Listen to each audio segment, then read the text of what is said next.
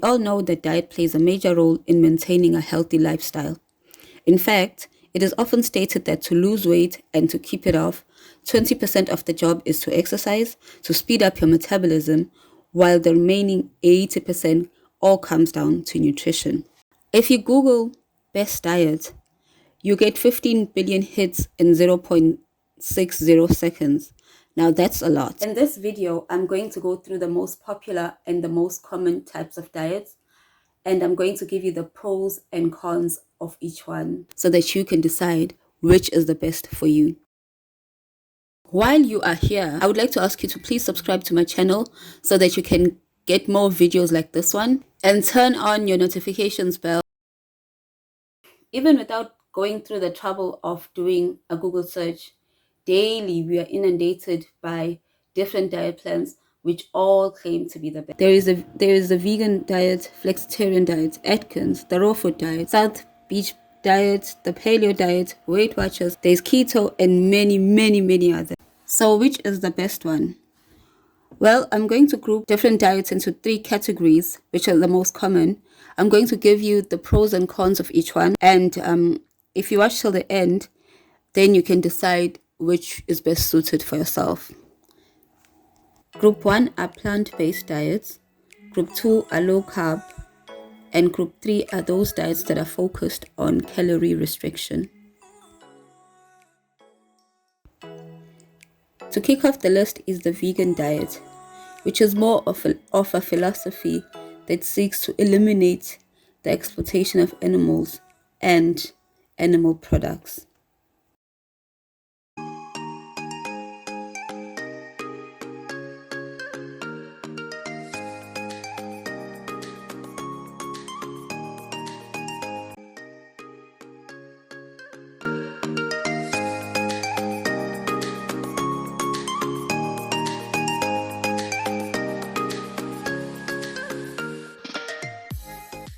Important to emphasize that before you start a diet, it is better to discuss this with your doctor or a qualified nutritionist or a dietitian. Don't depend solely on information that you get on YouTube. So we've seen the benefits of following a vegan diet. Now let's hear it for the cons. The first thing about this diet is that it is highly restrictive, and it may be easier to fall off the wagon because of this. And when following this type of diet, you may develop certain micronutrient deficiencies. For example, iron deficiency. There are 2 types of iron: heme iron and non-heme iron. Heme iron is only found in animal products, so vegans rely on non-heme for the iron. The caveat with this is that non-heme iron isn't as readily absorbed by the body as heme iron is.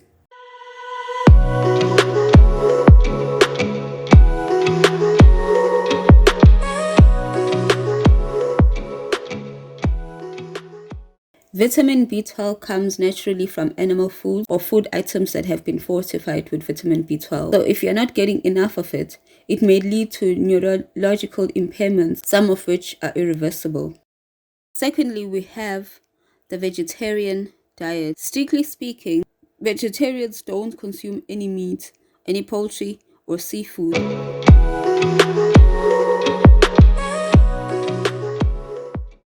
But there are different types and varieties of the vegetarian diet. The main benefit is its flexibility. You can choose for yourself what type of vegetarian you are and decide the types and extent of your food restrictions, meaning that you can have as much variety as you like. Secondly, it is associated with lower risk of diseases such as type 2 diabetes and blood pressure. Vegetarian diets can also be budget friendly if you eat what is in season and what is easily available.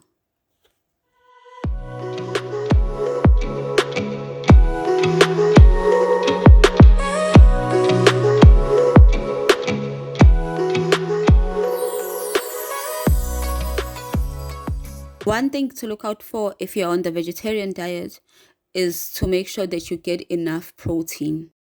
Moving on to the low carb diets. extreme end of veganism is the ketogenic diet.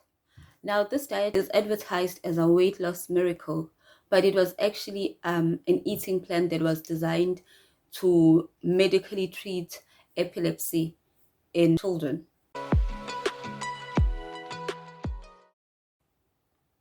This is a high fat, adequate protein, and a low carb diet. So, how does this diet work? The keto diet forces your body into using a different type of fuel. Instead of relying on sugar or glucose that comes from carbohydrates, the keto diet depends on ketones, which are produced by the liver from stored fat. The downside is that actually getting your body to create the ketones is hard work. You generally have to eat between 20 to 50 grams of carbohydrates to get into ketosis. Do keep in mind that a medium-sized apple has about 25 grams of carbohydrates. This diet is associated with what is known as the keto flu. It's a group of symptoms that appear between 2 to 7 days of starting this diet. Symptoms include headaches, foggy brain, irritability, insomnia, and because it is devoid of fiber, it may cause digestive problems.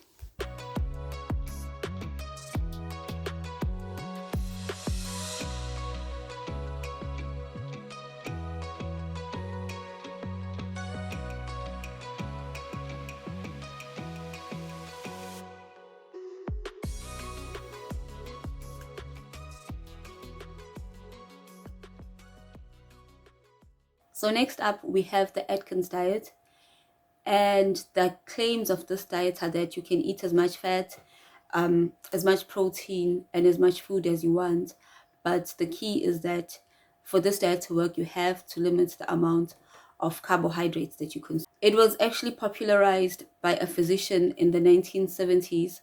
His name was Dr. Robert C. Atkins, and this is who the diet is named after.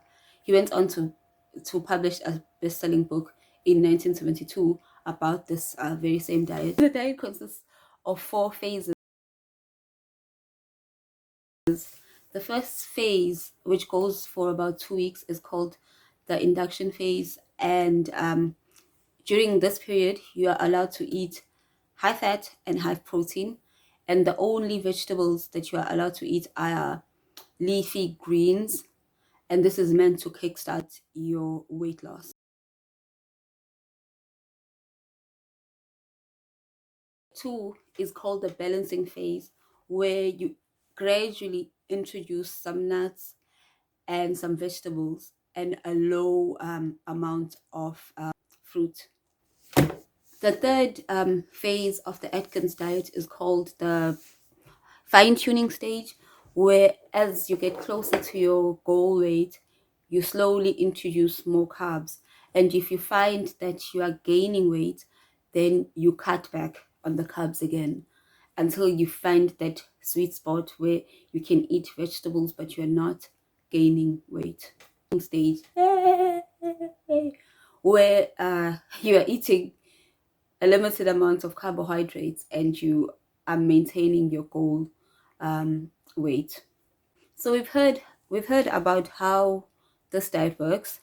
Let's look at the pros of possibly trying out. The first thing is that it is meant to build your willpower. Apparently, as your blood sugar stabilizes, your cravings are reduced, meaning that you are able to make healthier choices, healthier food choices when you eat. Because the diet is high in protein, it is meant to keep you fuller for longer. And the fact that you are cutting out processed foods is going to help you to improve your mood, and it's going to help with stamina if you wanted to try some form of physical for the cons that you might experience with this diet. Personally, I think, did you see the amount of phases and the planning that needs to go into it? I think the average person that just wants to make the right choices, it might not be that practical, unless if you're working with like a physician, or if you're working with a nutritionist or a dietitian. I think you can, but it would be hard for you to go at it on your own. And given the balancing nature of this diet, it would be difficult to sustain. Not always safe for people with kidney problems, or if you're a breastfeeding mother, or if you are pregnant. The premise of these sort of diets is that you focus on the amount of calories consumed rather than focusing on where your calories come from. And the objective is that you eat at a calorie deficit. It may also involve substituting food with those that have lower calorie or low fat alternatives.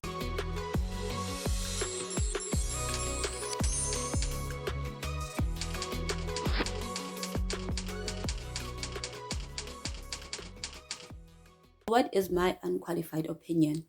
Well, firstly, there isn't a one size fits all kind of diet.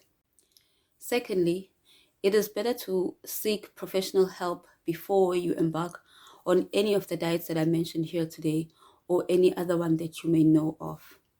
And the last point that I wanted to make, which I think is the most important, is that you should be mindful of how the type of food makes you feel. If a supposedly excellent diet makes you feel lethargic or weak, just stop. And if it makes you feel sick, just stop. And if it makes you hate life because it's so awful and you're eating the same repetitive food and you're not seeing benefits, just stop. It is better to opt for minimally processed foods and to include all your food groups in your diet, rather than going for something that's restrictive that you are most likely not going to be able to maintain long term. For more tips on how to stay on track with your fitness journey, please subscribe to my channel. And if you enjoyed this video, please give it a big thumbs up and don't forget to leave a comment and share. Thank you.